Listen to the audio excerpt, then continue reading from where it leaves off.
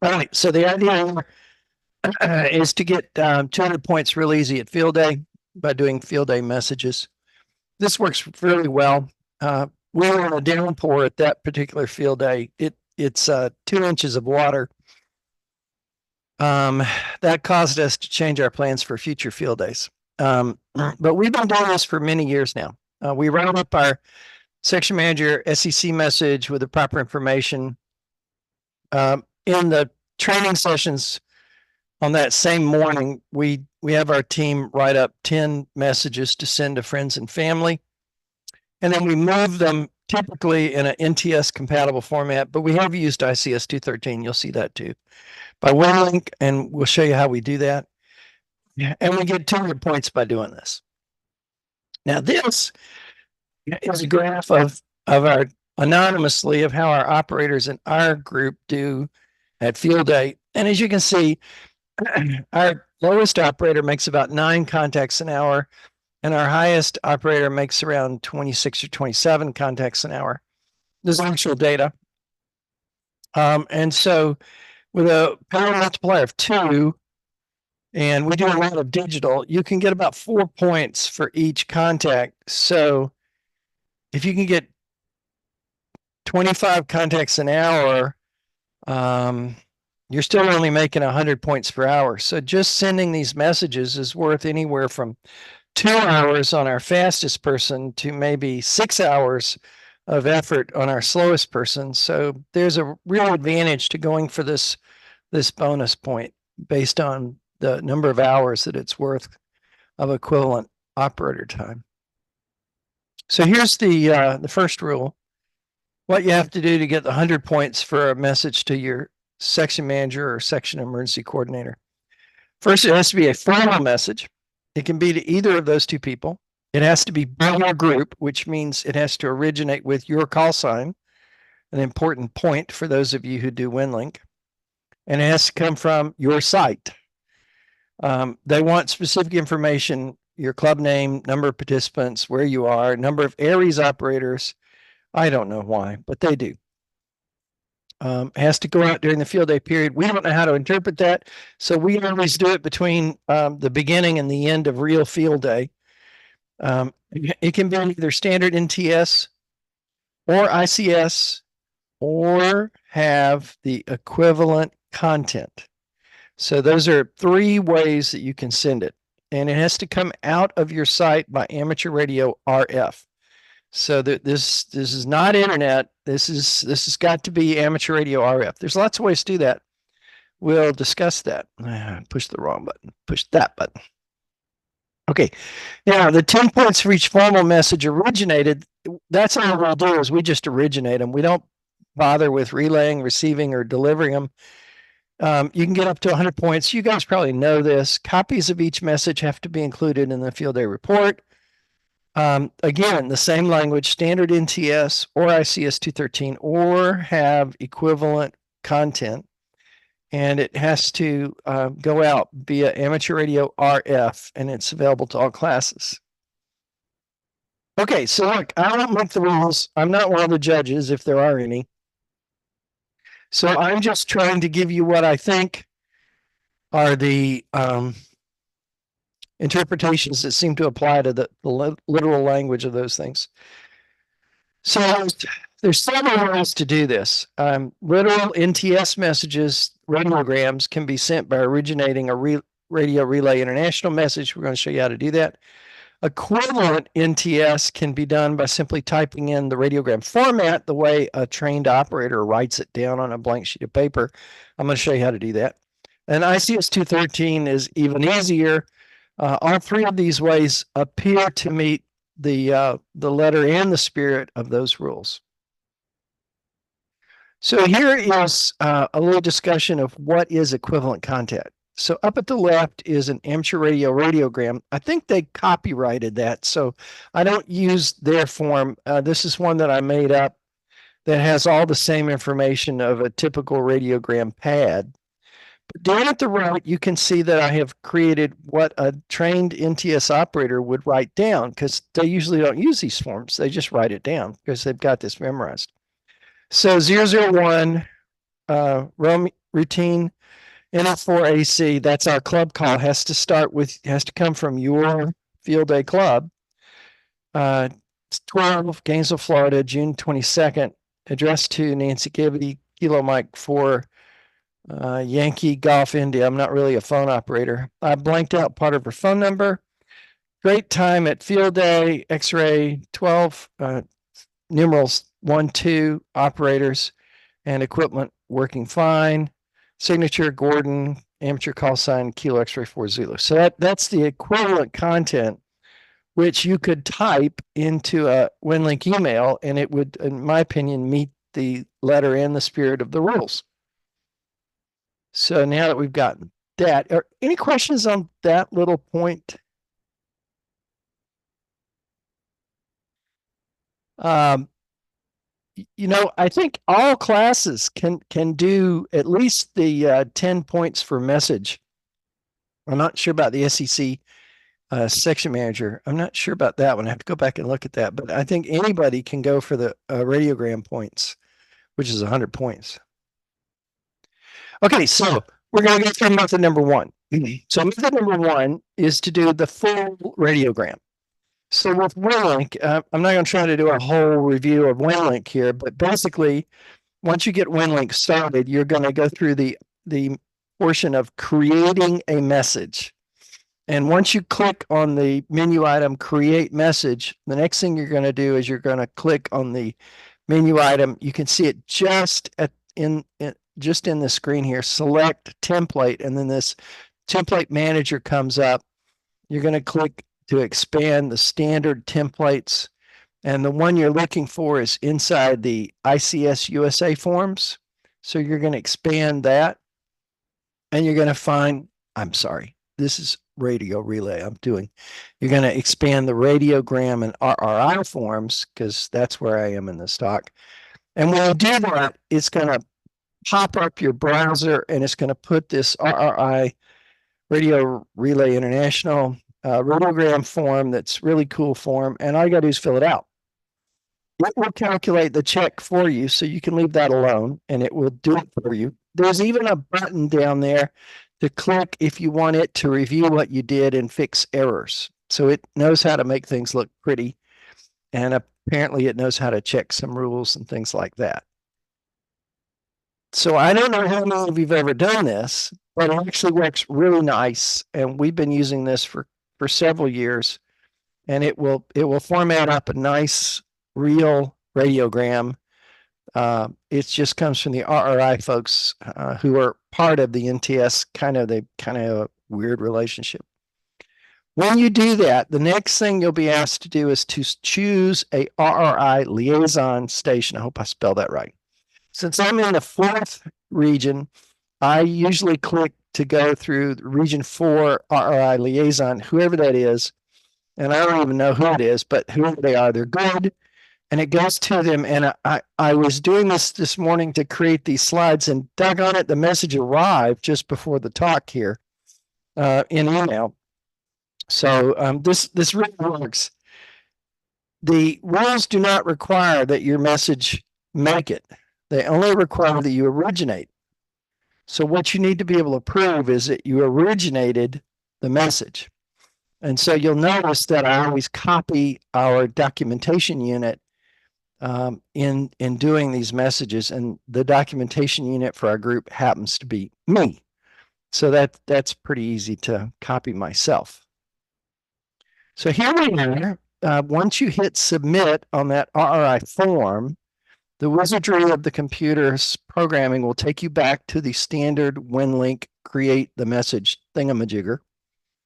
And you'll see a nicely formatted email NTS message. It looks a lot like what I showed you before, only it's got some pro words in it, BT, that kind of thing. And I always add a copy to our documentation unit, whoever that is. In this case, it's me, docvacuumtubes@gmail.com. And what that means is they're going to get a copy of the fact that you sent the message.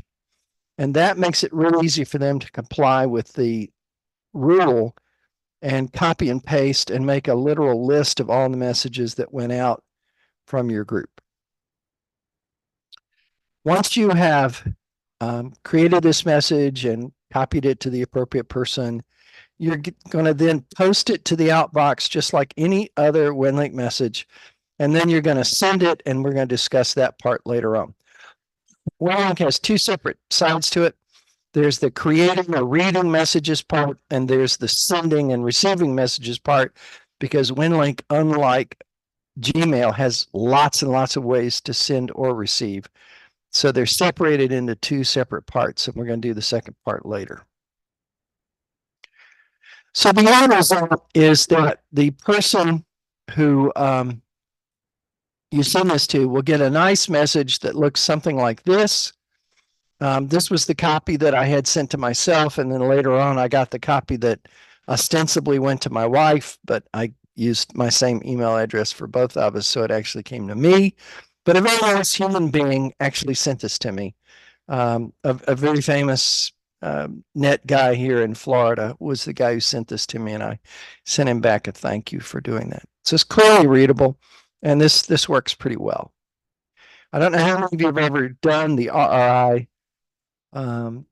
radiogram message thing, but I think it's really nice. The reason I like this is that in a real disaster, I suspect that the computer systems can literally get overwhelmed, and I like having humans into the system, and the RI people provide humans, and I think that gives us a nice, graceful way to expand and handle more and more traffic. So I really appreciate those guys. Okay. Now, method 2 is to send it as an ICS 213. So it starts the same way. You go into WinLink, you click the button or menu item for create message, and then the first thing you do is you select a template. And in that case, you're going to select the ICS USA forms, and underneath there, you're going to select the, let me see if I can find it in this tiny, tiny print, ICS 213 general message .text. And it looks like y'all can see my cursor moving there. So you're going to select that. And when you do that, it's going to do the same thing. It's going to pop up into this browser view, and you're going to fill out that form, which was intended for the government.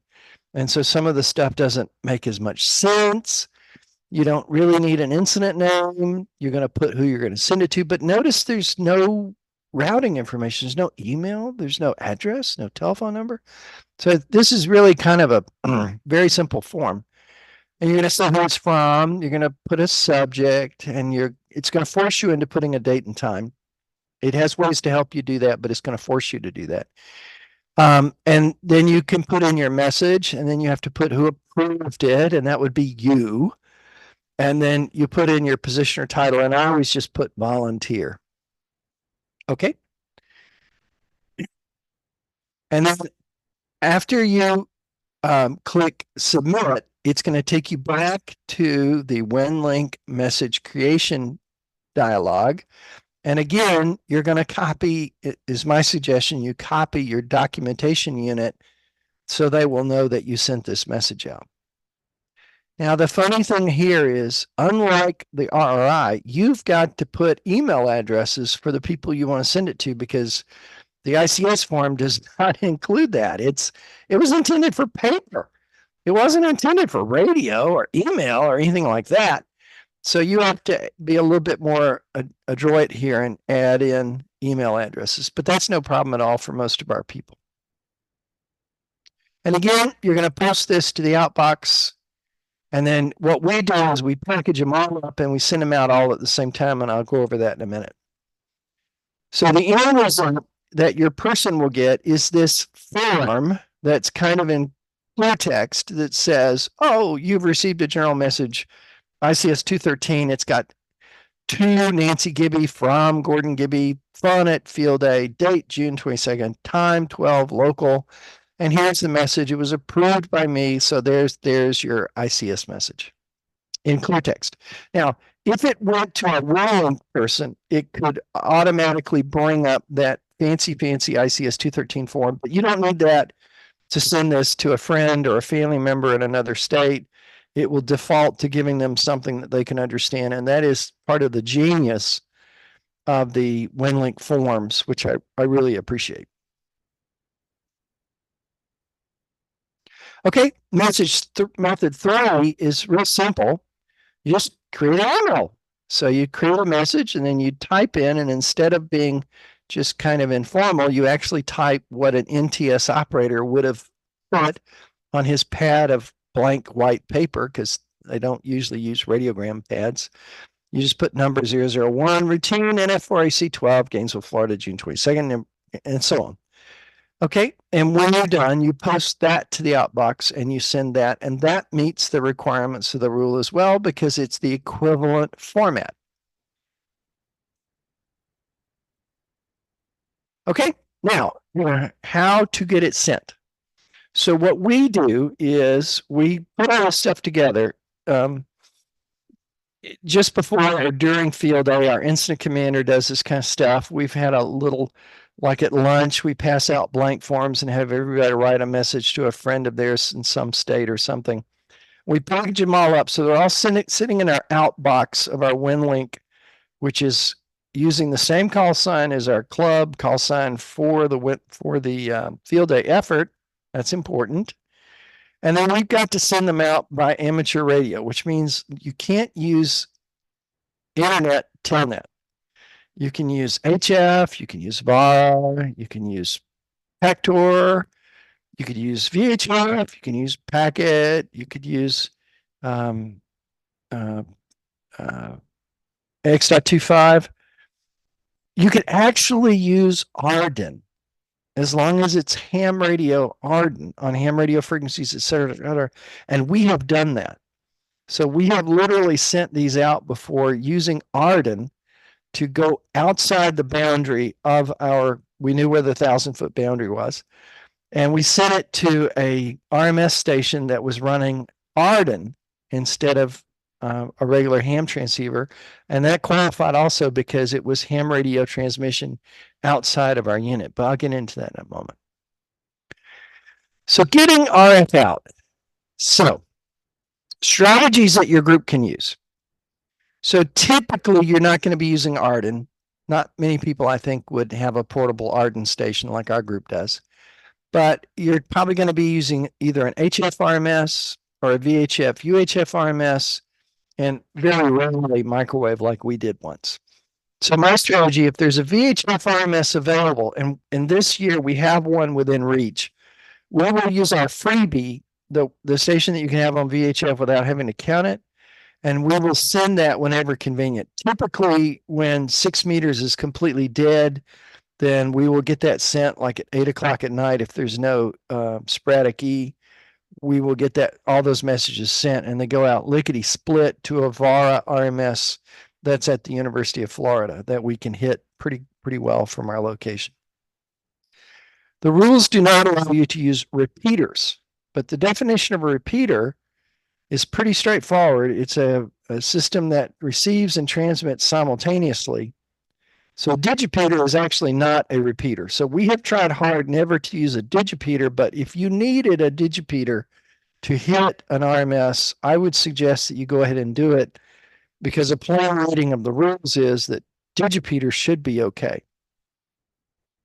However, if you have a direct connection available to a VHF or UHF RMS, that's even better, and they're usually fast. The VARs are faster than the AX.25s, but either one works. You can even set up your own VHF RMS at someone's house, in a park somewhere just outside of your group. And as long as it has internet access and you can provide that with a cell phone, you can have your own portable RMS and send to that and get your messages out that way. That exercises a lot of technical skills, and so I think that's well within the spirit of field day. If you're going to have to do it during HF, this is going to be difficult during peak times because a lot of people don't understand the 97.221B subbands, and so they'll be doing CW or something else all throughout all those frequencies. So that's going to be tough. I would consider, if you have to do it over HF, that you wait until something like 3 o'clock in the morning when a lot of people have gone to bed and there's not nearly as many signals on the bands. And the 40-meter band or the 20-meter band, you might be able to find an RMS that's still working without much QRM and be able to send it that way. So if you have to do HF, that would be my suggestion. Our group always tries to do it on VHF if we can do it. So the reason we're able to do that so easily, this is a list of some of the just the VARA FM assets that our group has. We have lots of different VHF assets in the Alachua County, Florida area. Columbia County just north of us, and there's even stuff in Marion County just south of us. So we have lots of VHF assets that we can connect to and send stuff. You also have this is a map of the VARA VHF, UHF RMSs throughout the eastern part of the United States. And as you can see, they're not everywhere. And of course, these things only have a catchment area of maybe 6 or 10 or miles, depending on how high their antenna is. So you have to be actually pretty close to one to make this work. But if you are in a major city, there's a good chance that there's a VHF gateway somewhere near you that you could hit. If you're out in the burbs, like in southern Mississippi, that's tough luck. You're not going to have anything unless you set it up yourself. So let's talk about doing that. You could set up your own portable WinLink gateway. It just has to be outside of your 1,000-foot circle. We use a bathphone with a homemade signal link as one of our training devices. It sits on a little board and you just pick it up and carry it somewhere. If you add a portable computer to that and a cell phone hotspot, bingo, you've got a WinLink gateway. And we have a call sign that's approved so we can do that at any time. A mobile rig with a signal link, portable computer, Wi-Fi access, that will work even better. If you're trying to do it at McDonald's, I'm not guaranteed that they will let your ports go through because you're usually not using port 80. You're using some weird port. So you may have to use a hotspot instead of McDonald's.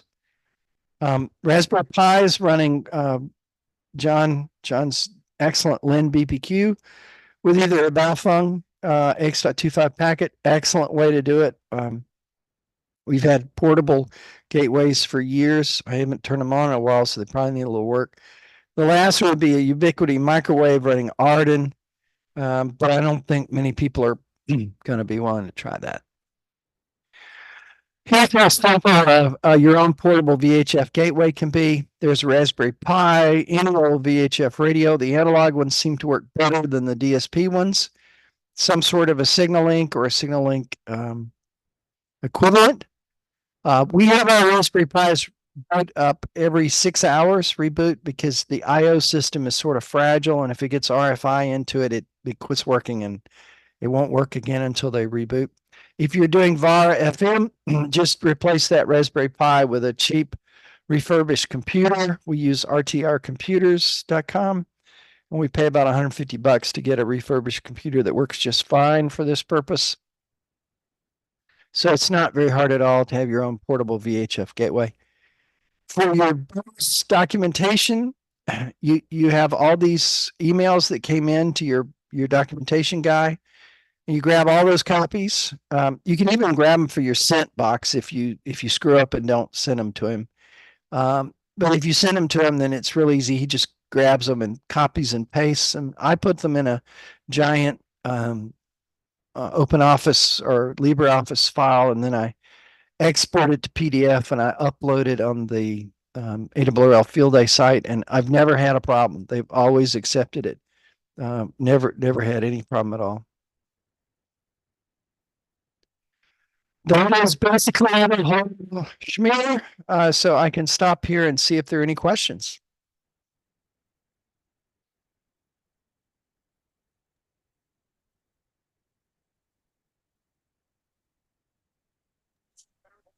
Speak up. In Texas, I have one question.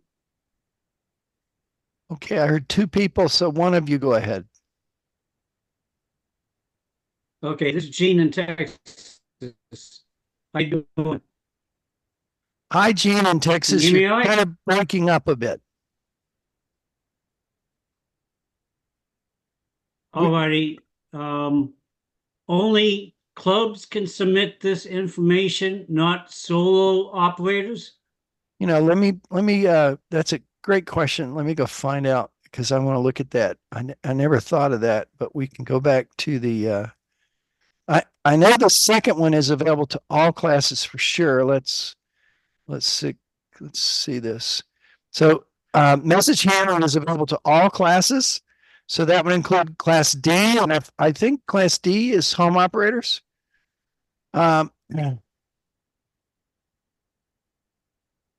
This is this looks like this is the section manager. This looks like this one has to come from a club. So think the 100 points for the section manager, section emergency coordinator has to come from a club, but it looks pretty clear that the messages, which is also 100 points, could come from anyone, including a class D home station. Just does that answer the question? Yes, it 10 does. 0 Thank eggs, you. Ed. Okay, I see Gary's got his hand up. Well, Gary, why don't you take it there? Okay, so I just wanted to tell you what our club did was we're actually going to have 3 operational WinLink stations, and how we're doing that is we're using the club call sign with SSIDs. So we'll have W7PXL, W7PXL -1, and W7PXL -2. And the third one, that's me. I'll be operating off a radio mail with an AX25. The other 2 are VARA.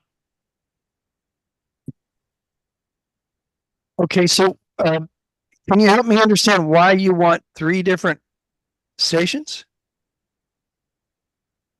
They're going to be different capabilities at different locations around the park.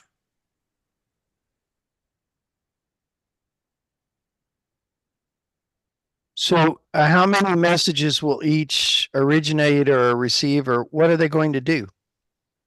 We'll just play around, but we'll only submit 10 to the section manager.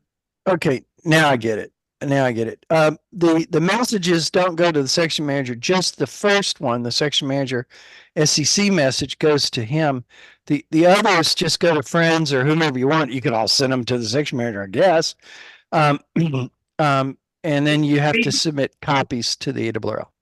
If you read the rules, I think that in order for those 10 messages to count, they have to be copied to the section manager. That's Well, how the wording says copies of each message must be included with the field day report. And I then, think and then that is submitted to the section manager, right? no, Well, it's up there on the screen. You can read it right now. not 736. 736 doesn't have to go to the section manager. 735 does.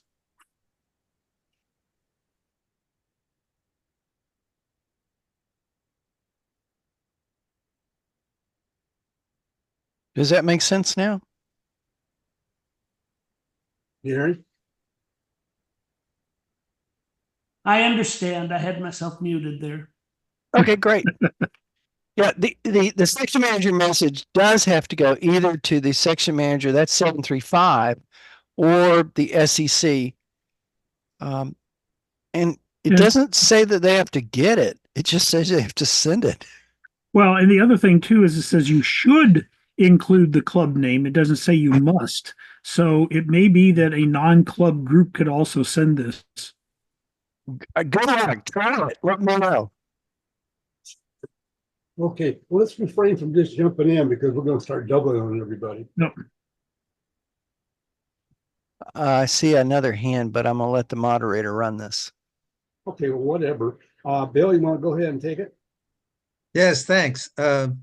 Gordon, my club doesn't have a WinLink account. We never bothered to do that. So I send my messages to the section emergency coordinator under my call sign. I, of course, give my club name and so forth in the message, but it doesn't come from the club per se. It comes from the emergency coordinator in this case. Can you tell me how you send it to the coordinator? Section emergency coordinator? Yeah, how I fit? put his call sign in the 2 box. So you do it with WinLink? I'm WinLink, yeah. Okay, but you're using your call sign. Right. It comes from N0XZ. It goes to KC3HF. Are you on the field day site when you do I'm this? on the field day site. Yeah. Okay. Out of curiosity, why don't you just get a call sign? Why don't you just get a WinLink account for your group? Because it costs Uh, $100. No, and No, free. we never No. considered it necessary, and No, we never were Devara, sending a message as a club. We were sending a message as a person. VARA is only licensed per call sign. So it costs another $70 to license the VARA for an additional call sign. So you can't use RDOT? Well, you could, but if you want to use VARA, you have to license it.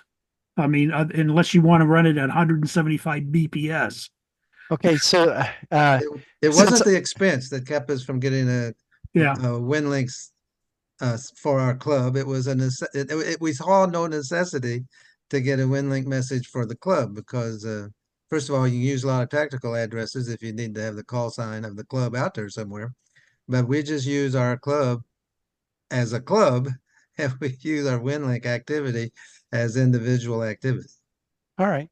Well, I'm not the judge and I don't write the rules. So, if you can get around it, go for it. Well, they've never rejected me in the past. That's great. Thank you for telling me. I didn't know that. I didn't know that. Yeah, we've sent radio. Dale, I'm just muted you. Please, let's don't just jump in. Hey, so we've sent radiograms in the past from an individual's call sign, and we've never had a problem with it. Okay, that's great, but the problem we're having here is more than one person jumping in. I'm sure everybody has something to say, but raise your hand or put it in chat or do something. Go ahead, Gordon. So another person just put into chat that it's pretty easy to get a call sign for your club. I think they might check with your trustee, but if you submit it from your trustee, I mean, all you do is fill out the little thing on, in the program itself and generate, you pick a password and you're done. And RDOP is free. There's a lot of ways to do this for like $0. But I mean, you're not going to do whatever works for you. That I'm not going to sit here and say you can't do it. I would just encourage that your club. So the reason we do it the way we do it is that in an emergency, we want people to know how to reach the Alachua County EOC. And so we have for years used NF4AC, which is the call sign associated with the Alachua County EOC Radio Club, as our official WinLink address. And so if you want to send something to the Alachua County EOC during a disaster, it will get to us. And because we have that call sign and everybody knows it and we list it on all of our forms. Maybe that makes some sense. Bill, did you want to jump in there? Okay, I wasn't very complete in my last question. We have 2 clubs. One's our social club and one's our Aries club. And our social club is the one that does field day. And the call sign for the social club has never been registered with WinLink. Our Aries club, on the other hand, has a call sign, has a WinLink address, WX0BC. And so as you mentioned, in emergencies, when messages need to go to the EOC, they know to send it to WX0BC, not whoever might be on hand reading the WX0BC mail. And so we do have a club call sign. It's just not the club that does field day. I see. Yeah, we're in the same problem. we have 2 clubs for our Aries group. One of them is used to be associated with the Red Cross until that didn't work out anymore. That's NF4RC, and they requested that we not call it Red Cross. And the other is NF for AC, which is Alachua County. And we have two different trustees and two different call signs. And in contests, we've decided to use the EOC call sign preferentially, but we can receive on either one. There is another group in town that would be the social club. And let's just say we generally score quite a bit more than they do in contests.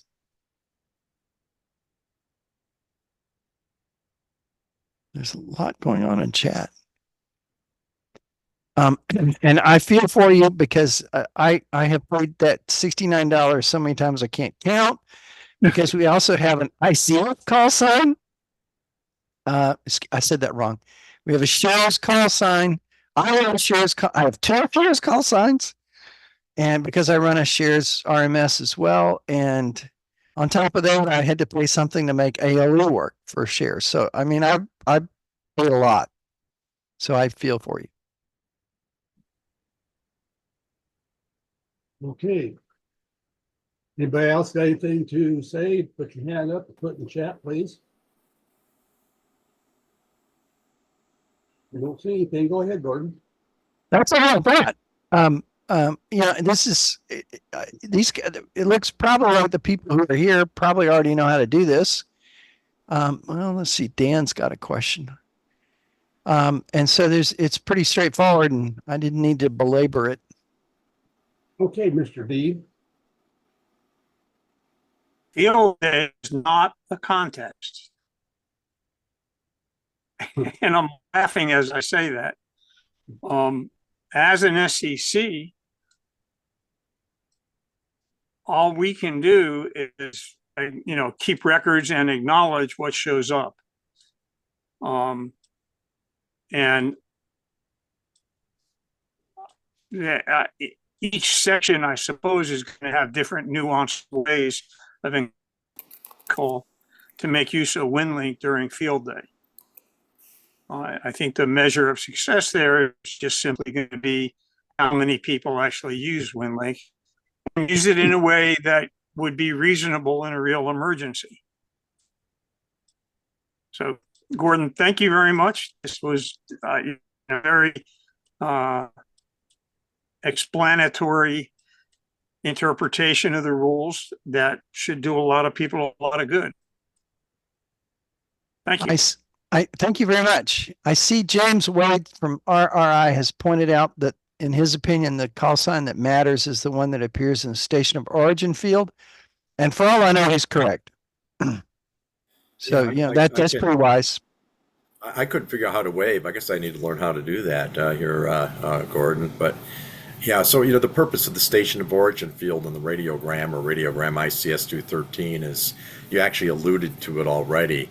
It's there to indicate essentially network topology. Where does a reply or service message go, and to whom should it be routed, and then specifically, who has connectivity, and with the radio network. So that's the first station essentially to inject the message into the communications network. It's the station of origin. So if you simply use your club call sign or your field day call sign, put it in the station of origin, it solves that issue. And it's also kind of an educational factor for disaster telecommunications. If I, want to send a message back to your EOC, ideally the, EOC, message that catalyzed that, let's say, would have its call sign in the station of origin. So, thank you. Yeah, thanks, James. Appreciate you jumping in there. Is there any other questions? I'll take a break to point out that on your Zoom thing, they've changed things around. So look at the bottom and you see a spot where it says, oh, they changed it again since I last looked at it. And I was going to tell you how to raise your hand, but they've changed it. Oh my. Got you covered, Dan.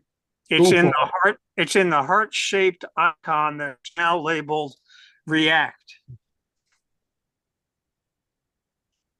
Remember okay. last week Yeah, I couldn't yeah. find it? Now it is. I now found it. So yep. You click on that little heart shaped thing, you pop up and you get to raise your hands and all the other good stuff. Okay, well, thank you. Appreciate that. Okay, Dan, you still have your hand up, but I forget to take it down.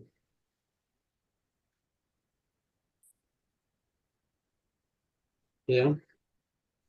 You can Okay. also lower it from the same place. Yes. Okay, back to the topic at hand.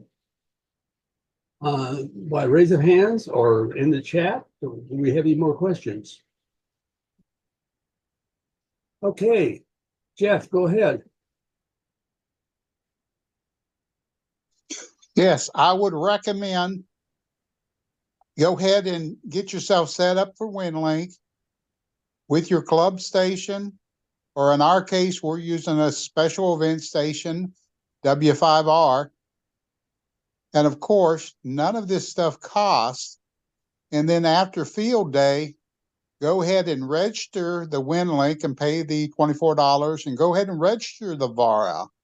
In our case, we're going to just use the VHF station in our area. But other than that, we're going to have fun on field day. Okay, Dan, you got something there? Yeah. So registering WINLINK is a $24 donation, and you don't have to pay that. You just have to occasionally go through a NAG screen. It's Vera that costs, I don't know what the retail is. It used to be, I think, $59, and there were $69, excuse me, and groups of 10 or more would get a discount.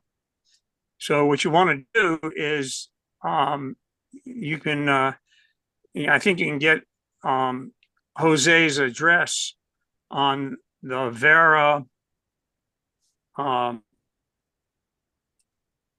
screen itself, and just email him and ask him, you have so many people or this kind of club, and what will it cost? And he's very likely to give you a break if you approach him that way. Yes, he does have a group discount. Dave, go ahead. You got your hand up. Yeah, I was just saying, special event stations are kind of a problem because they only last for 60 days usually. And the biggest thing is that if you register a special event station call sign with WinLink and set a password for it, and then the thing goes away after 60 days, the next person that gets a special event station will not be able to register. He doesn't know the password. He won't be able to use it. And so we kind of decided not to be registering special event station call signs for WinLink because of that. It just causes more trouble than it's worth. Sounds like you need a secretary to take notes for the club. Well, but it's just that the special event call sign will go to another entity, not outside of our club, right? Who's going to get the special event call sign the next time? We don't know. So we don't know who to pass it on to. Okay. Yeah. So because of that, even though we have a special event call sign for field day this year, I decided to register the club call, which is we're going to be using that for the go to station anyway. So, at least it's going to stick with us. Gordon, I'm going to get you back in here before I call him down. I don't have anything. I think these people are making great points. Okay. I didn't want to leave you out in any way, shape, or form. Okay, Rudy, Dan, hop in there. I just want to add that unregistered Vera is faster than most everything else to start with. If I went back and looked at all of the HF Vera I've done in my life, probably equals out to no faster than the unregistered, which is level 4. And forgive me, I don't have them memorized. I think it's 279 bytes per minute or something like that. Unless you use it and feel like it's really worth it to you, you never have to buy Vera. That's true. Are you a good distance away from your RMSs? Say again? Are you, that's pretty slow. Are you a good distance away from your RMSs that you typically use? No, I have licensed versions for everything. But I mean, I'm I paid for 3 licensed versions. I'm wondering why your speeds are so slow. Propagation, having an NVIS antenna and trying to talk to people on the East Coast and Alaska. Okay. Because typically, I mean, it depends on which, how good a contact you have, obviously. But I've seen it be a lot faster than that. And RDOP can get a lot faster than that if you have a good signal, of course. Well, yeah, I'm talking, but- I'm talking signal to noise ratios in the minus high teens or 20. Yeah. Yeah, I would try to find a better RMS. But yes, the unregistered VAR is plenty fast for getting this job done because these are not long messages. So I agree with you. I mean, this is, just do it. Do it, do it, do it. Anybody else got anything out there? Everybody stay safe on field day, hydrate before you're thirsty. And if you're any place where there's fires, have somebody looking out for wildland fires that could impact your access routes. And please listen out for NF4AC and work us. There you go. I'm sorry, Gordon. I didn't hear what you said. We've got some newbie operators that are going to sound pretty stupid. So when you hear NF4 Alpha Charlie, November Foxtrot 4 Alpha Charlie, work the person even if they sound kind of stupid like me.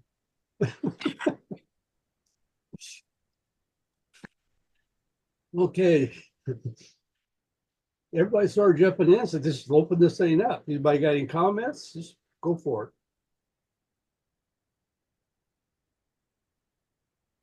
Well, Dan, I guess as long as you have some quiet time, there are some fillable radiogram forms on the RRI webpage. I put that in the chat group. They're PDF files that you can populate if you want to do it kind of manually instead of using the the WINLINK forms, the WINLINK RRI forms or otherwise ICS 213 versions. There's both radiogram ICS 213 fillable forms as well as standard radiogram fillable forms. So keep that in mind. And amongst RRI registered radio operators, we're encouraging the origination of weather observation messages to the RRI target station during field day. So that's a little side thing that we're conducting, kind of field some emergency communication stuff. I guess the final thing I'll say, this is just for fun, but if you go to the RRI webpage, you can hear a broadcast coverage of the 1948 field day. It's on the blog on the front page, and you can listen to it. It's rather fascinating. They go to 3 different field day sites around the Hartford, Connecticut area, and you can hear kind of a perspective on field day back in 1948. So that's kind of fun to listen to. I saw that. I was born in 47, so that's old stuff. Yeah, it's a pretty cool. It came from the Morris Telegraph Club archives. They have all kinds of recordings, and most of it's telegraphy. Things like the New York Times, Washington D.C. press wires, and things like that. Operating back in the 40s and 50s, and so on. But there's a number of these transcription discs, one of which had this radio, the big transcription discs, that had this broadcast coverage of field day in 1948 on it. And so we thought we'd share it with the ham radio community via the RRI webpage. But the audio file actually comes from the Morris Telegraph Club historical archive. How fast were those press wires going? How fast was the Morse code there? Well, the Morse code is ran in probably the range of about 50 words a minute. But they also it was all done in Phillips code. For example, Phillips code is a press shorthand. It's where the term POTUS comes from, President of the United States, POTUS, SCOTUS, etc. Yesterday morning is YAM, tomorrow afternoon's TWP, that kind of thing. In reality, you can telegraph as fast as a very skilled typist can type, and you don't have to carry around a clunky, big old Model 15 teleprinter, to an event. So they would send telegraphers, and of course there'd be somebody at the newspaper or the wire service that would transcribe the message on the old all capital mill.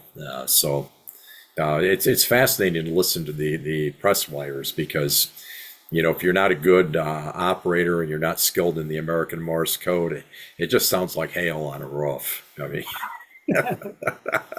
but fortunately, I know American Morse code, so it's pretty fascinating to sit down and listen to the wire stories. Wow. We're getting one of the few ones that still remember the American Morse code. Dan, you got your hand up. Jump in there. Yeah. So what I would like to see, well, first of all, field day is not a contest.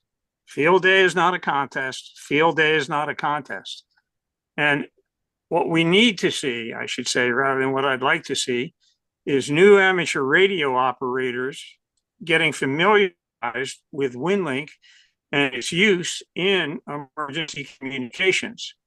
So I'd rather see it viewed as an exercise, being surrounded by Elmers, hopefully, and have people learn how to efficiently use WinLink. So don't forget the 309 form, and once you figure it out, compare it to the 214 form and realize that WinLink does all that for you when it comes to pure communications activities. Very good. If your screen isn't talking to you, Dan, you got low bandwidth and it's affecting your video, but your sound's coming through just fine.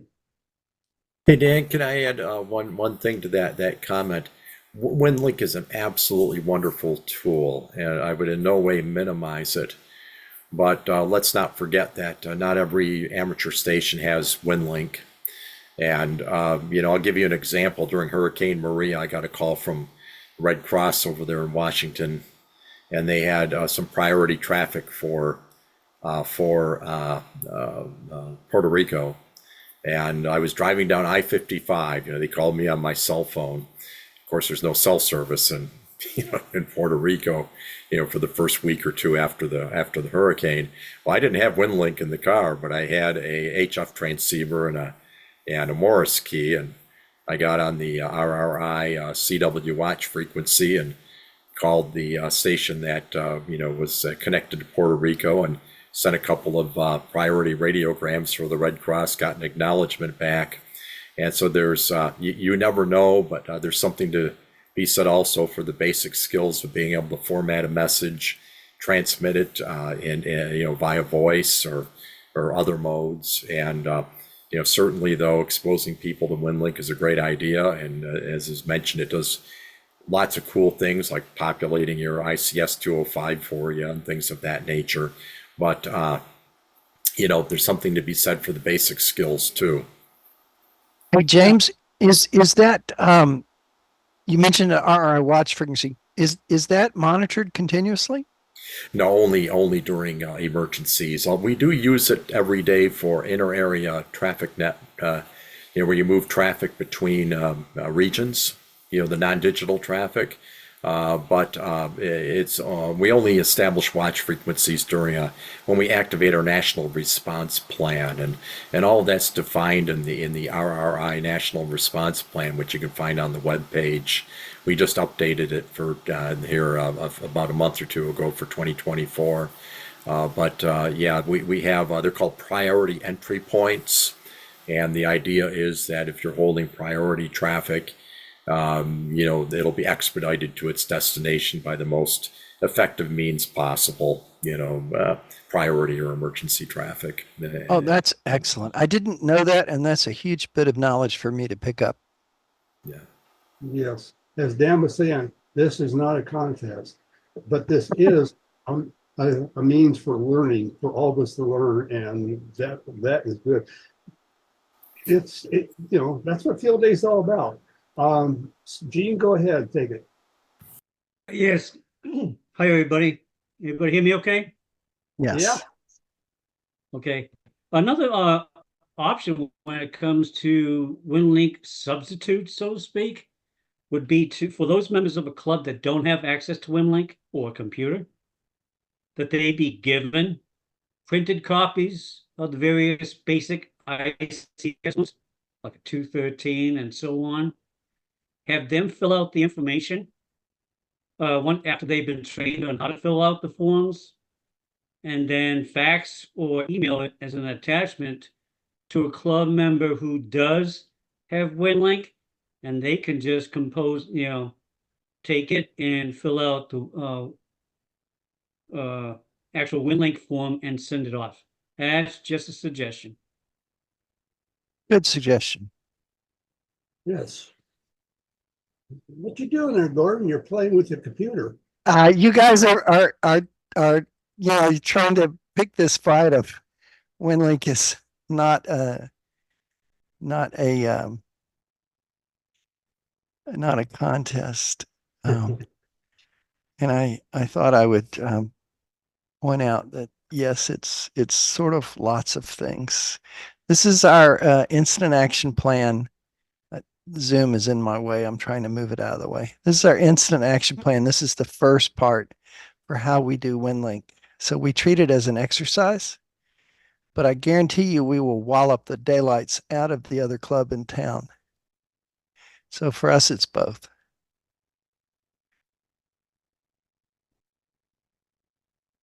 And though not related, but unrelated, my fondest memory of field day is when I was working for a Fortune 500 company in Salt Lake City, Utah. And the club was quite big then, took everybody up to a hill mountaintop for field day. In those days, there were novices. The novices were restricted to 75 watts, cruise control, all that kind of good stuff. So we had a big tent for them. And then we had a big tent for all this big shots. And then the novices were just sitting over there with their hands in their pocket. And I said, this is crazy. So I got off my chair, went over to their tent, sit down. I said, okay, guys, as long as I'm sitting in this chair, your call sign is K7REX, and you have extra class privileges. Have fun. And they did. They learned more that day, and it's something that stuck to me forever.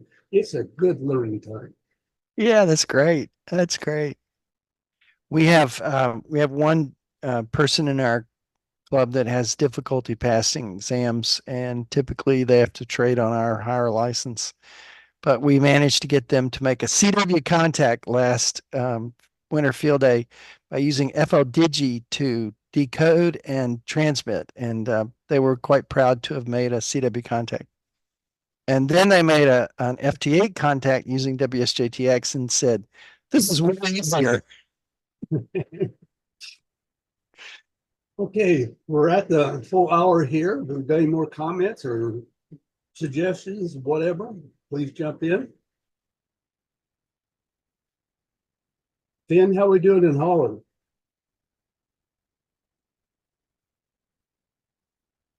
Maybe Finn went away. I don't see him now.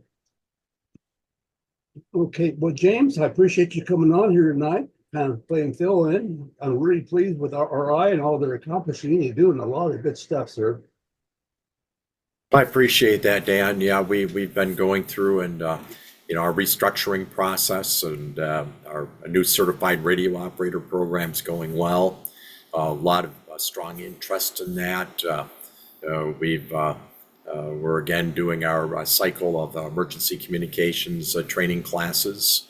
We started that last month. Got a lot of attendance at those. So good stuff's happening. Yes, sir. Yes, sir. Okay, anybody else got anything? Gordon? Mr. Gibby? Are you still there? No, nothing for me. I really appreciate Mr. Wade's giving us expert input. I'm just delighted to hear that his group's doing great work, and hope this helped a few folks. Yes, I think we all learned something. Yeah, tonight. you did a great job, Gordon. Excellent presentation.